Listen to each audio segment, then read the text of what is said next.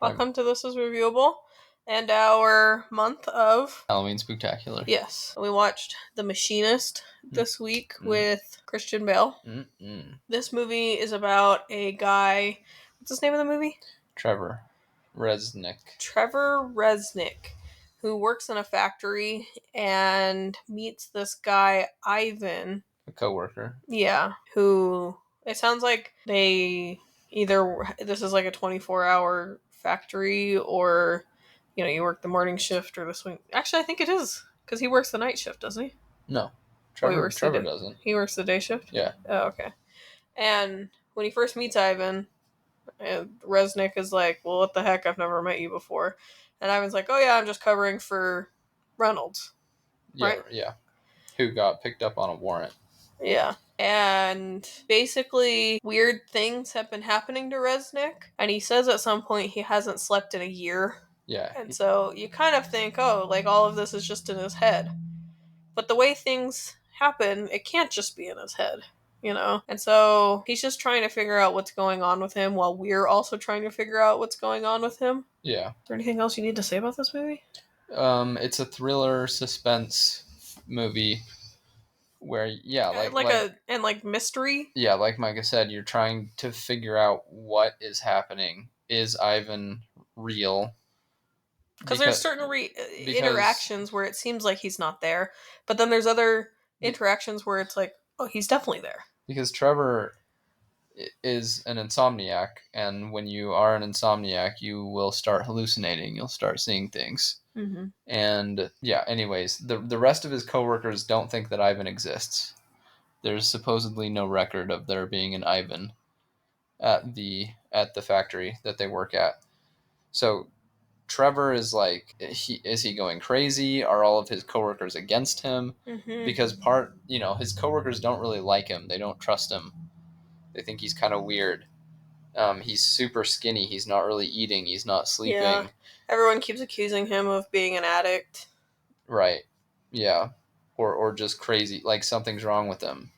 So Trevor starts to get paranoid that his coworkers are out to get him, and they have this plot. They're conspiring against him. Strange things start happening.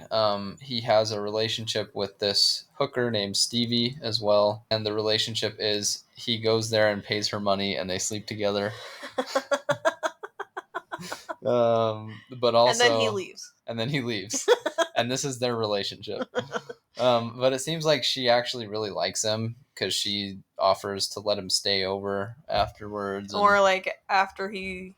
Like outside of the time that he's paid for, she's like, well, just stay and like I'll make you eggs, or you can sleep over. And like there's been times where, and they talk and all that, where he shows up at her house and she has someone over, and he's like, well, I need to see you, and she ends up kicking the other person out so that he can stay.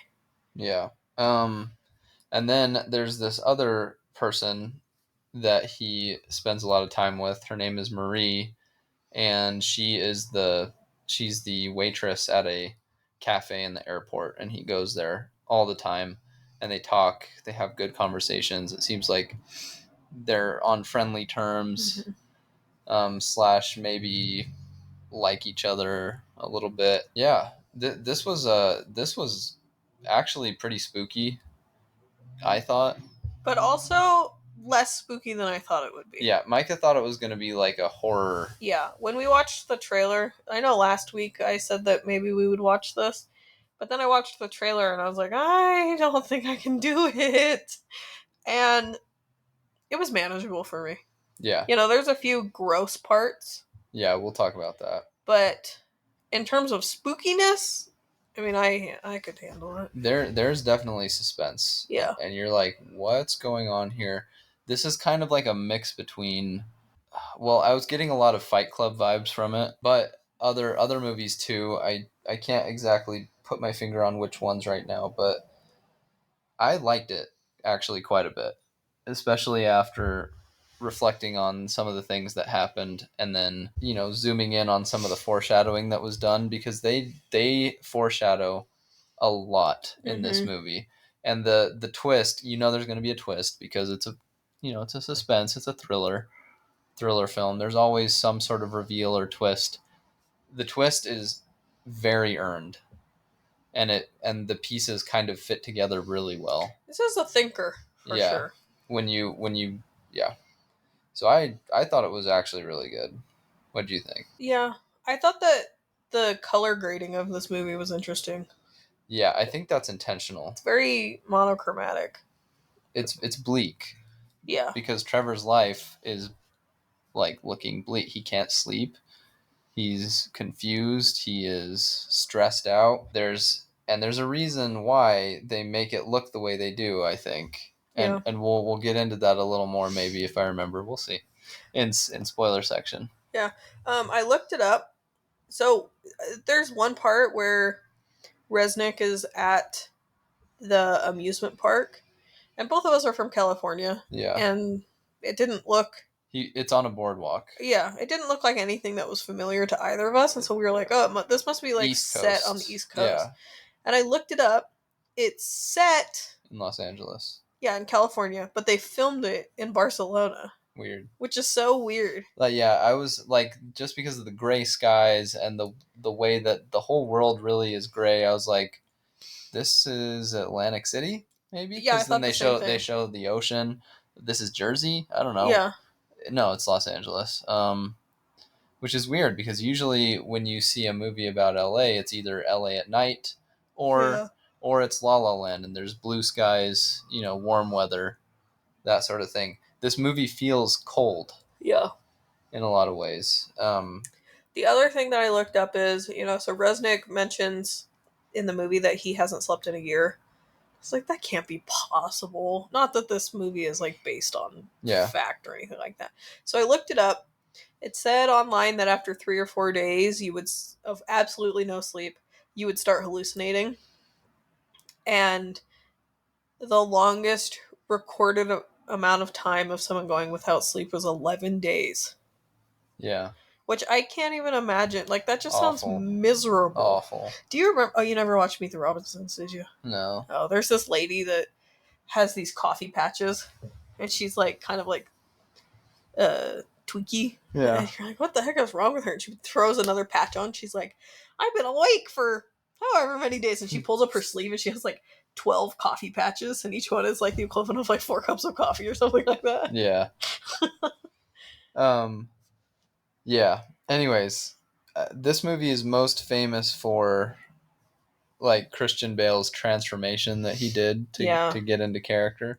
He his weight lost loss he lost 63 pounds in 4 months. in 4 months, and his diet every day consisted of one apple, one tin of tuna, um, A cup of coffee. a cup of coffee, and then he smoked and drank whiskey or brandy or something. Yeah, he probably smoked as much as he wanted. Yeah, just to keep the appetite down. Yeah, And and the crazy thing is, I don't know within how much time, but his very next role was Batman Begins, where he needed to bulk up, and he went from this to that basically immediately. So insane swings between the next year. yeah. So well, it came out the next year. Yeah, I So think. this would have been a few months that he had to, Well, the Machinist came out in 2004, so it would have and been then 2005 so it would have is been the next year probably. oh you're right because he was filming and then okay gotcha. So yeah, that's what this movie is famous for, and I mean like of course he does a great job. What did you expect? Of course he's great in this movie, Yeah. right? Like there are a couple of scenes where I was like very impressed with how he was acting. The scene with Stevie when he freaks out at He freaks Stevie. out, yeah. Um and then the scene with Ivan when Ivan is in his house Yeah. without spoiling anything. I was like, dang, he's such a good actor. Like he plays in both of those scenes, he's just playing despair and like unwillingness to believe what's happening, and he does it so well. Yeah. Where you're just like, man, I feel bad for this guy right now because he's trying to make sense of the world he's in, and it just doesn't make sense to him, and it's like breaking him. Yeah. The thing that was kind of confusing about this is it's hard to know if this was a linear movie. Because there's certain parts of this where he doesn't look so horrible that, like, while we're watching it, you're trying to figure out what's going on, but you're also just trying to figure out what the timeline is.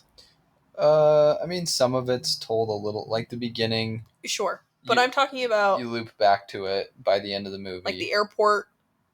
He looks a little bit healthier, Yeah, it's mostly the lighting. maybe. Yeah, I don't know. I don't think it's definitely not hard to track like Memento's hard to track or The Prestige or Dunkirk, It's not Is the like Prestige hard to track? oh yeah. Christopher Nolan always does the jumping around in time. It's this isn't as bad as that. But yeah, I could see where you might get that impression where you're not quite sure if things are happening in sequence or not. I agree with what you're saying, but I also still, it's not the hardest movie to track, but I still think it's a little hard. I just think that this is an effective it's an effective thriller. It's got the confusing things that don't quite add up.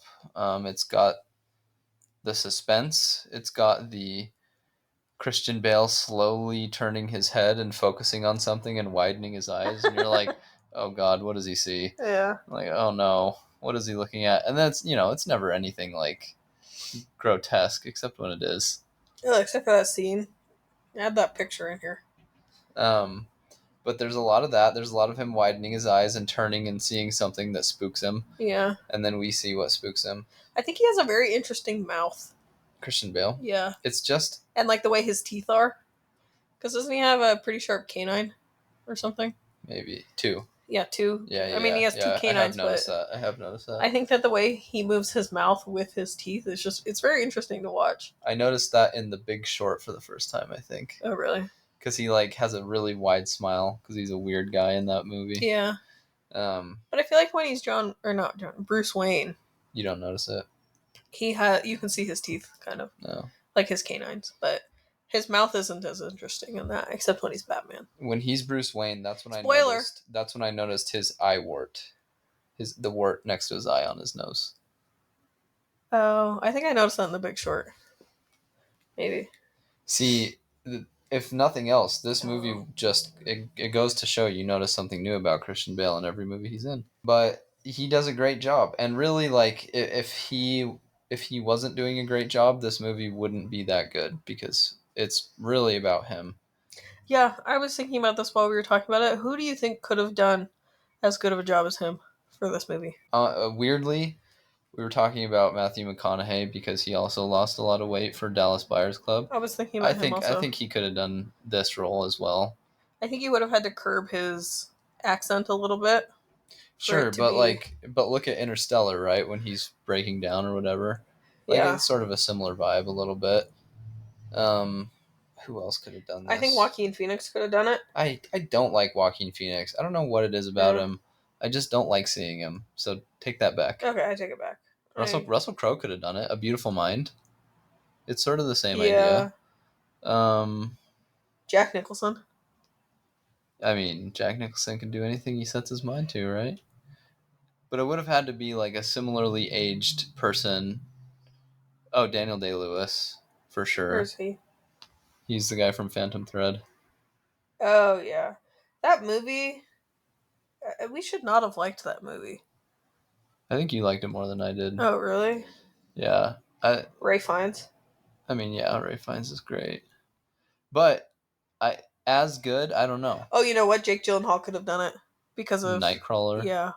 But it's hard to imagine anyone else in this role because of how skinny he is. And like it's so unhealthy that I can't even imagine some of these other actors being that skinny, you know?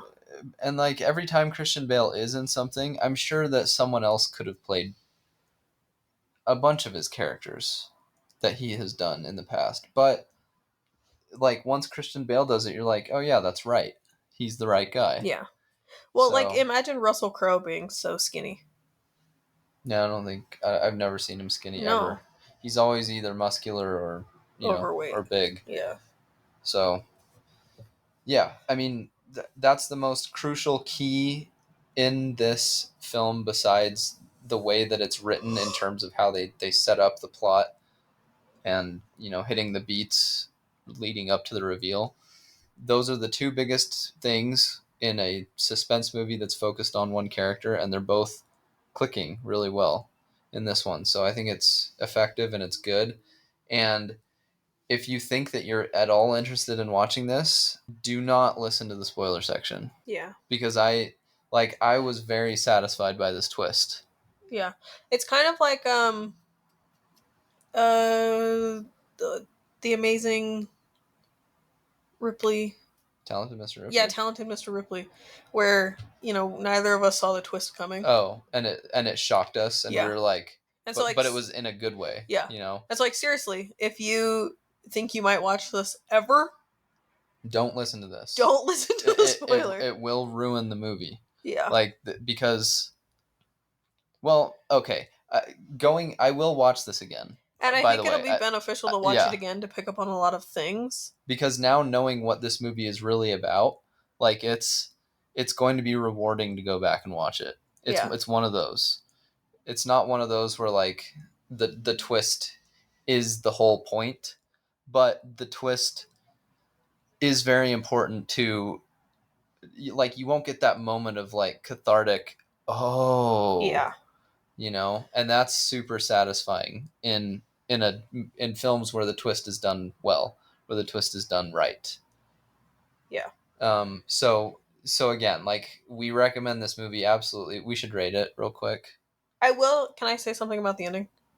That's not a spoiler. Is it? Okay. That I... Why you don't need to ask if it's not a spoiler. What are you talking about? I don't know. Maybe it is a spoiler. You tell me. That, I wasn't, like, 10 out of 10 satisfied with the ending of this movie. Because this movie is a thinker. I think after watching this, and then, like, going to bed and, like, thinking about it throughout the whole day, and, like, we've talked about it today since watching it, the movie has become more satisfying, the ending. It's a grower. It's a grower. Not a shower. Yeah. Yeah. But I will say, watching it through the first time, the ending wasn't incredibly satisfying. Well, you'll need to think about things. Like, you'll be like, wait, but this doesn't make sense. Exactly. And then you think about it and you're like, oh, actually, no, that does make sense. Yeah. And then it's and you'll remember things that you saw throughout the movie. And that's why it'll be beneficial to watch it again, because it'll even more come together. Yeah. In our minds. So let's. But I just wanted to say that so that if you do watch this and you're like, guys, what the heck? This was so unsatisfying. Just know that I agree with you, but just think about it. And just talk about it with the people that you watched it with, or, if you come away thinking... message us. We'll talk to you about it. If you come away thinking it was unsatisfying, just know that I don't agree with you. I thought it was satisfying. Yeah, but I agree with them. Especially because after you really drill down into the meaning of this movie, it becomes something more than just what you see on screen. It's representative of something. Which I always like that. I always like it when there are deep themes that are behind just exactly literally what you see on the screen. Yeah. One last thing I wanted to say is, if you watch this and you think, wow, what the hell is wrong with Ivan's teeth? I'm fake teeth. 90% sure that they're fake. Oh, we should say, okay, as far as Parents' Guide goes, there is some nudity when he is with Stevie. You see her breasts. So there's that. It's not even, like, very sexual. No, like the sexual situations are not graphic whatsoever. It's just afterwards when they're talking, and she's just laying there. So there's that. And then there is a scene of violence, and I don't think that we can really get around spoiling it. The arm. Yeah. So something happens towards the beginning, middle of the movie. Someone gets in the factory. Someone gets their arm caught in a machine, and it cuts his arm off. And there's, like, some kind of drill that's, like, rotating in the middle. His arm gets stuck on that thing, so it's just don't spinning. go into it too much. It's just spinning, and then you see pictures of it later. It's not the most graphic thing you've ever seen in your life, probably, but it's kind of it is. It is gross. If you're squeamish, just know that that's coming. It's easy enough to just close your eyes. You can kind of tell it's coming, especially you for sure know it's coming. It's the arm in the machine. You know that's coming, and then later on, it's a business, and so management or whoever is talking to Resnick about it, because he was there, Yeah, they show the and they photos show the pictures. And so it's like, of the severed arm and a couple of fingers and and so stuff. you can tell that it's coming up. Yeah. And then there is one more scene where the arm thing is the bad thing in this movie. Just know that. Okay? Nothing else is gonna gross you out if you're squeamish. I don't think. Okay, this is what I'll say. This is what I will say. The way that the film is shot and the things that you see versus what you don't see, the drill part is the bad part in this movie. And there may or may not be a couple of scenes where you're thinking you're going to see something gross. Or The way that the film is shot, and again, what you see and what you don't see, I promise you, the only thing that you need to worry about is the drill. So don't watch this and think, wow, Braden and Micah totally forgot about this one part. Yeah. We didn't. Again, the way it's shot, what you see versus what you don't see. I'm not spoiling anything. It's the gruesome part is the accident that happens in the factory. So that's as far as we'll go. There's some language. It's really not that bad. There's like maybe, if I had to guess, there's probably like 20 F words in the whole movie, which is really light for a rated R I don't movie. really remember. Okay, let's rate it real quick, and then we can get into spoilers. Okay, go. I would give this an 8.5. I would give this an 8.5 emaciated Christian Bales out of 10. Okay. I am going to rate this an 8 Thunderbirds out of 10. Okay. Okay. So now this is spoilers. Yeah. Again, if you think you will watch this at all, this is please skip this is maybe our strongest. Don't listen to this. Besides the talented Mr. Ripley. Yeah. This and the talented Mr. Ripley. Do not listen to the spoiler section if you think you'll watch this. This is the strongest warning we've ever given because the twist really does add so much to your viewing experience. And I will say, if you are not into spooky, scary movies like us, I would say this is on the threshold. Okay, when you say that, it's confusing because the way you said that makes it sound like we are into spooky, scary movies. Oh no, I said we're on the threshold. Like us. You said. Okay. But how many times have I said that we don't like spooky, scary movies? Well, I'm just saying, maybe someone's tuning in for the first time. Oh, okay. Welcome. Anyways, we don't like scary movies as a rule. It's not our thing, really. I really don't like super gory movies, and Micah doesn't either. Micah doesn't even like violent movies, really. So what she's saying is, if you're worried about being scared, what are you saying? I would say watch this with the lights on. Okay. And give it a try during the daytime. Yeah. With something happy like I don't know, popsicle. Have a popsicle while you watch cake this. Pop. Yeah, just something light. I think this is a movie that is on the cusp of being, not even on the cusp, it's like leaning towards horror, but I wouldn't say it's horror at all. Yeah. It's thriller. Would you say it's suspenseful? Would you say it's scarier or less scary than The Menu? Scarier, but yeah, that's what I think too. But I think the color grading has a lot to do with it also. Yeah, they do a great job at setting the tone. Yeah. Yeah. But yeah, it's not a horror movie. It's not quite into that pool. I feel like it's dipping, a suspenseful mystery out of mostly. It's dipping its toe into that pool a little bit. I hesitate comparing it to 7 because 7 is pretty freaking rough. I haven't seen that, have I? But no, you haven't. But like, it's sort of in the way that 7's not really a horror movie. It's kind of like that. Bad comparison. I think you should give it a try. As long as you're okay with what we described earlier in the Parents Guide. I feel like we've given so many disclaimers, but like, I just really don't want you to ruin this movie if you think you'll watch it. Yeah, so anyway, spoiler time now. So you find out that this movie did such a good job of foreshadowing. We haven't talked about Marie's kid yet. So Marie, the woman in the coffee shop, or not the coffee shop, the airport cafe that he talks to all the time. On Mother's Day, Trevor doesn't have any plans, and Marie invites him to come along with her and her son To the amusement park. her son Nicholas to the boardwalk, and he spends the day with them. And so he spends the day with them. He ends up taking Nicholas on this ride. It's called the Route 666 is the ride. And it's just like, your standard haunted house sort of thing. Is what you think, because like the whole time, like in the front, it has like moving things and like the Yeah. devil, and it's like, "Welcome to Route 666. Yeah. Welcome to hell." Yeah. And stuff like that, right? And other such hellish things. And Trevor's making comments. He's like, "Oh, this is pretty scary, huh, Nicholas?" He's like keeping the mood light with Nicholas.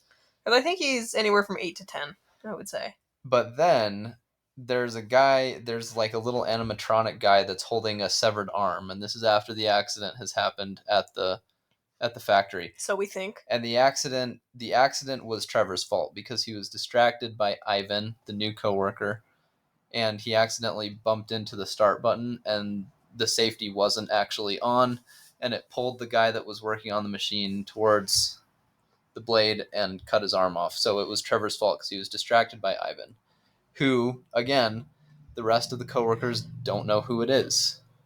Yeah. So Trevor sees this animatronic with the severed arm, and then he's like, what the heck? Yeah. And then they keep going, and there's like a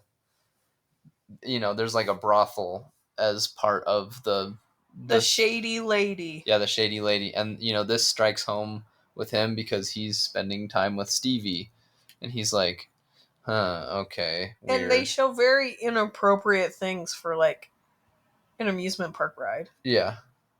And then there's a couple other things that, like, you see a body, someone that had hung themselves. Yeah, someone hanging.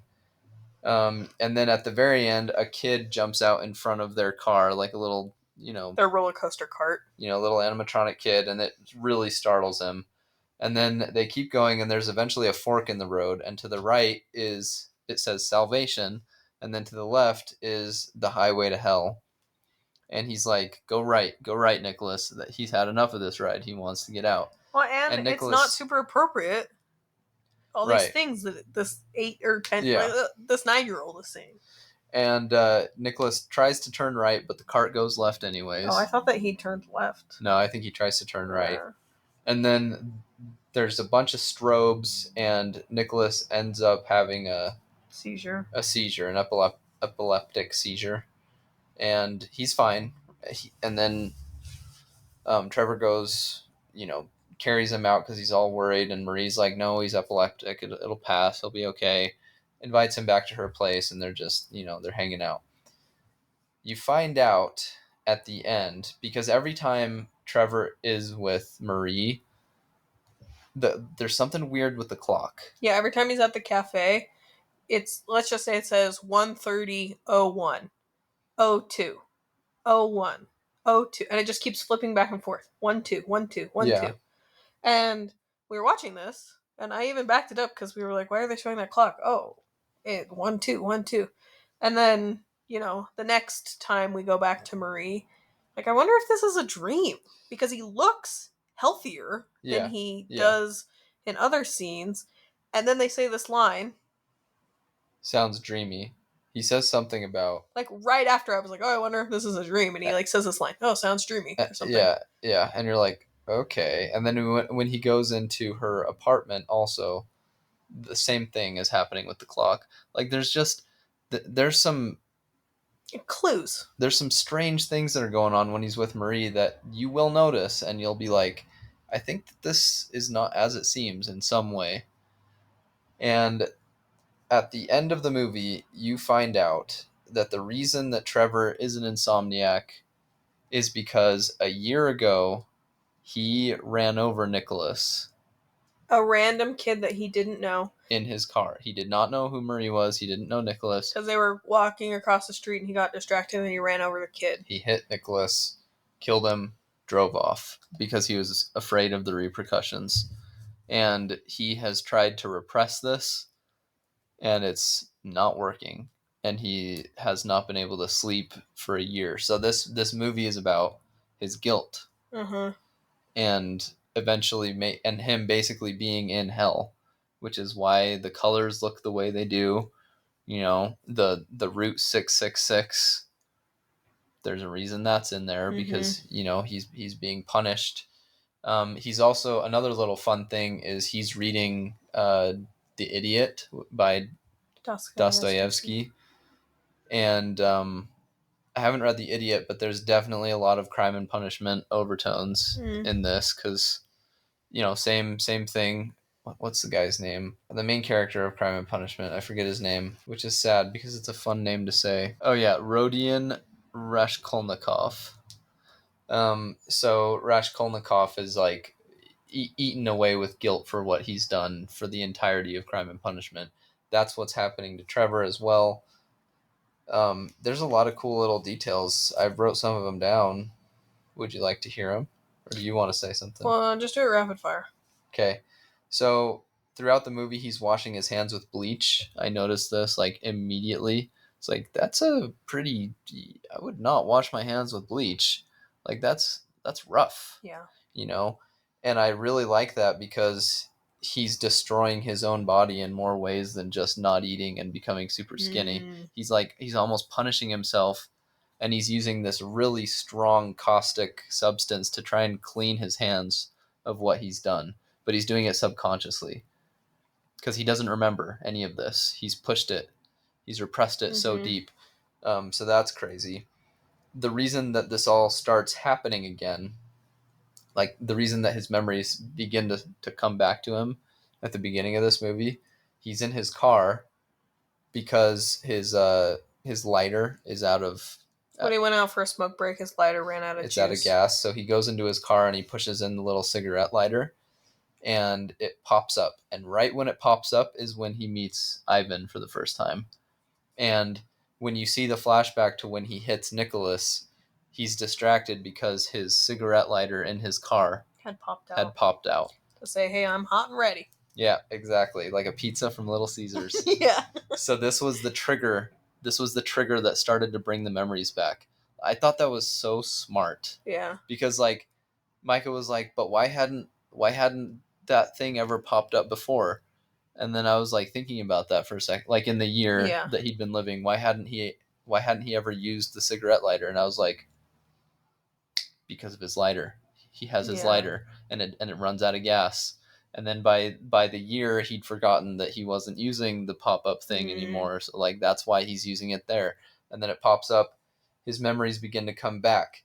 And I think that Ivan is not a real person, by the way. Ivan is like Confirmed. a projection of his subconscious. Yes. I see Ivan as he is the dark side of Trevor, yes, but this is how Trevor sees himself. Because of his guilt and his hatred of himself, yeah. And just all the negative things about him. yeah. And whenever Trevor sees a picture of himself, He sees Ivan. he sees Ivan. And this is why he thinks everybody's in on this conspiracy, because There's a specific picture of him and this coworker, but he doesn't see himself. He sees Ivan. And so he thinks everyone's lying to him about Ivan. And then he sees the same picture in Stevie's house. And he's like, "You're in on it too." And this is the part where he's like, he's acting his ass off or whatever because he really likes Stevie and he wants it. He wants to be happy and he feels safe finally, but then he can't let himself be happy.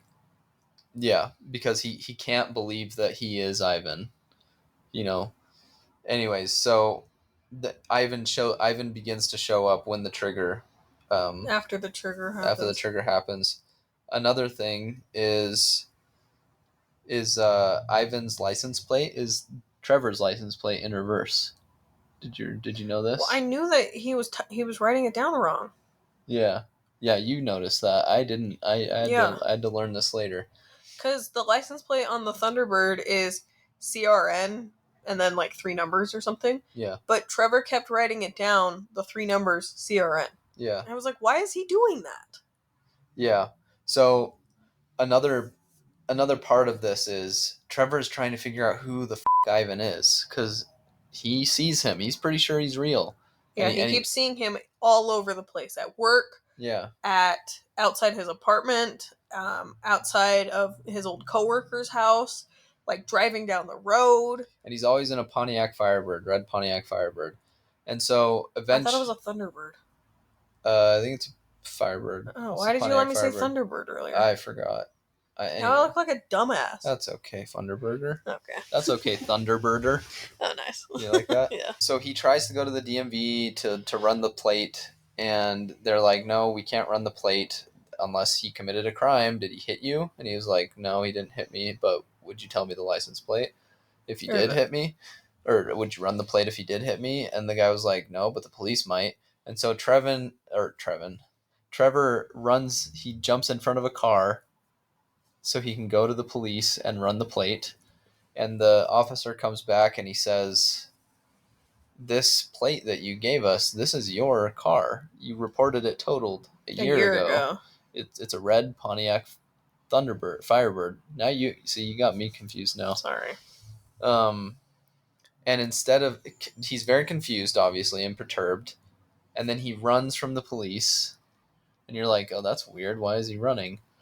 It's because I think subconsciously he knows that he's not supposed to be talking to the police because he hit someone.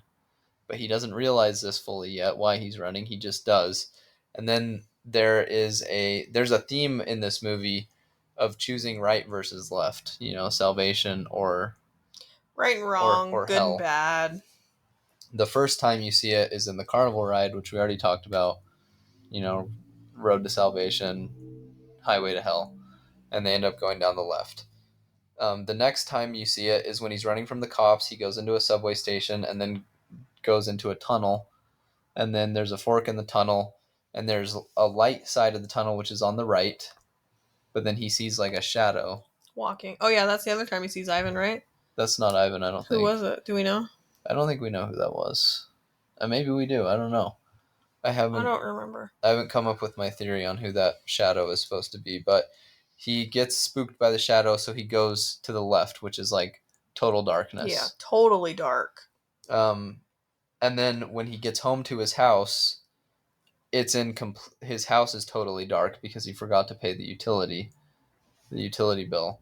So he is in literal and metaphorical darkness because he's choosing to go that way. Lots of symbolism here. Lots of symbolism, lots of foreshadowing. It's very clever. I like it a lot. And then at the very end, when he realizes what has happened, he's driving down the freeway and he's got one more fork in the road, except it's a freeway sign. And to the right is downtown, and to the left is the airport. So the shadowy left is the airport. I think that when he goes to the airport, he is being tortured by the memories of Marie. Well, yeah, he's just continuing to run. Yeah, so that is hell, And then he finally makes the right choice, and he turns himself in at the end of the movie, and he can finally sleep. Yeah, crazy. And then the movie ends. Yeah, and that's why I was kind of unsatisfied with this, because this movie is a thinker. Yes, Braden just broke down everything about spoilers and stuff like that, but if you didn't know that that was what was going on, the movie ends by him saying, I'm so tired. They put him in a cell. I'm so tired. Just let me sleep. We'll talk later. And then the movie ends. Yeah. Well, what the heck? Yeah. But since we've talked about it, and had time to think about it, he finally feels a huge weight released from him. Yeah. This guilt that he's been carrying around for a year. I'm not saying that just because he turned himself in, he feels no guilt now, but at least he can suffer suffer consequences for what happened to him, and it sounds like that's what he needed. He's finally making the right choice, which is in the end what happens in Crime and Punishment. Spoiler for a book that's over 100 years old. Well, that's what I'm saying. What is the statute of limitations for spoilers? Yeah. So yeah, I thought it was quite good. It's very well crafted. The more details you remember about this film leading up to the big reveal, the more you're like, oh, that's smart. This is such a well crafted movie, like you said. Yeah. They thought of everything. Yeah. Everything connects. Yeah. There's a lot of movies or even books where you're like, okay, well, what about this loose end? What about this thing? Yeah. Like, I was thinking about this one thing and it didn't add up. I don't think there's a single thing in this movie that's like that. That I can't think of one off the top of my Yeah. head. Maybe if we watch it again, we'll find something. But yeah, it's very tight. It's very good. Very great. Watch it. Moving on. All right. I read Stardust. I actually finished this like 2 weeks ago. And I liked it. I thought it was really good. Freaking. Unfortunately, Neil Gaiman continues to be a very excellent writer. Um, what do I want to say about it? I mean, it's a it's an adult fairy tale, is what it is. It's a very, and I love the premises for Neil Gaiman's stories. Apparently, he came up with this idea as he was driving through Ireland, and he saw this like old broken down wall, and then there was a point in the wall, like not a high wall, a small wall, and then there was a point in the wall that was like had an opening in it. Like a hole. Yeah, and he's like, what if on the other side of a wall like that there was the land of fairy, just a magical land, and all you had to do was walk through that side. Just like what a strange, like quirky little idea, you know? Like it's normal life over here Yeah. on the other side of this Random. shitty ass wall that is Yeah. never gonna keep anyone out is this magical world. Well, remember in the movie, the keeper of the wall or whatever Yeah. beats the shit out of Yeah, the yeah, kid yeah. with a stick, and he's like 100 years old, and he just keeps. Tristan. Yeah. Yeah. So that's a little different from the movie. Anyways, and then later when he was in, I think he was in Colorado or Arizona, one of the two, he sees a shooting star, and he was like, and what if a shooting star was a person and it fell to That's Earth? such a crazy idea. Yeah, and then he combined the two ideas and Because, like, the bish wall bosh boo. separating things, that's not that crazy. A lot of other books have done that. And maybe they got inspiration from him. But like just Probably. But, like, it's always like a big wall, you know, in Game of Thrones it's the massive ice wall, or whatever else, the Maze Runner, you know, huge, intimidate. This is just little teeny wall. It just kind of acts as the border. It doesn't really mean anything except for that's the border. And it's almost like, you know, over here is USA and over here is this magical land called Mexico. It's almost like as arbitrary as that. But the fairy world is so different, and it's anyway. So he combined those two ideas together, and now we have Stardust. And it's just whimsical. It's fun. There's some dark parts. There's some violent parts. It's just really good. You should read it. It's an easy read. It doesn't take that long to complete. Um, Very fun. The one thing that I'll nitpick about a little bit, which I'm not even sure that I don't like this, but the ending of the movie is kind of anticlimactic. Mm. Or the book, sorry, the ending of the book is kind of anticlimactic. The movie follows the book pretty freaking closely until the ending, and the endings are pretty different. But and it ends also, this book ends on a melancholy note, which I wasn't a super huge fan of, given the rest of like the whimsy and the fairy tale ness of the rest of the story. But apart from that, I really enjoyed it, and I would recommend, and I would read it again. So, with all this being said, I will bestow upon Stardust my coveted rating of 8.5. 8.5 Tristran Thorns. I thought his name was Tristan. It's actually Tristran, but I think they changed it in the movie because that's confusing, isn't it? Yeah. Really briefly, this is a spoiler section, by the way. In the movie, the witch that's after the star, there's a big showdown with her at the end, right? But in the book, she has used so much magic that now she's too old and too weak to do anything at all. And the star and Tristran end up together, and the star finds the witch, and she's like, "Oh, it's you." She's like, "Yep, I was so close. I almost got you. But now I'm too weak to do anything, and I'm going to die." And then the star's like, "Yep, you're gonna die." What? And she just dies. She can't do anything anymore because she's too weak. Oh. Every time she uses magic, she ages. Do you remember that? Yeah. Um, because she's ancient, right? And that's why she wants the star. She wants to cut out the star's heart Yeah. for youth because it allows them to be youthful again. But yeah, there's no showdown with her anymore. And then the book just kind of meanders towards its end, which in a way I kind of like because he's not going for the tropey big showdown that the movie went for. But I can see why people Was there like only it. one witch, or was there three? There were three, but she's the only one that gets out, remember? Mm, She's the only. The rest of them have to stay uh, in the mirror or oh, yeah, wherever yeah, they are. yeah. In the house. Yeah. I loved the way that the ghosts. Do you remember, like, the succession that's they're trying to figure out for the kingdom where all the brothers are killing Yeah, each yeah, yeah, other? yeah. Like the seven brothers or whatever. Yeah, Septimus and Primus and Secundus and all those very clever names. But I love the idea that they're all just killing each other, and then as soon as they die, their ghosts just are watching, Yeah. and they're just like, "Well, he got me." It's pretty funny. And like the way that Neil Gaiman writes the story is like the ghosts will laugh or something, and then he'll be like, and to an observer in the carriage, the ghosts laughing sounded like the howling wind in the distance or whatever. He just like sort of merges the seen and the unseen world in a quirky way that I enjoyed.